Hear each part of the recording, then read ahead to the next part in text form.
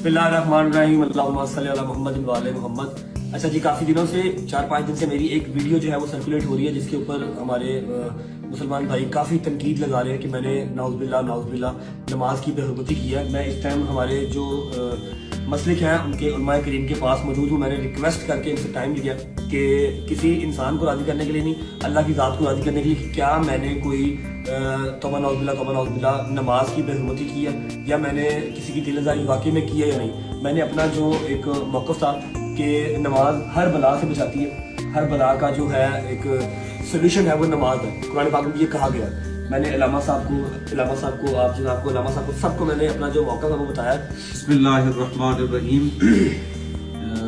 रजब भट्ट साहब ने अपना मौक़िफ़ दिया है, तमाम मसालिक के उलमा मौजूद है।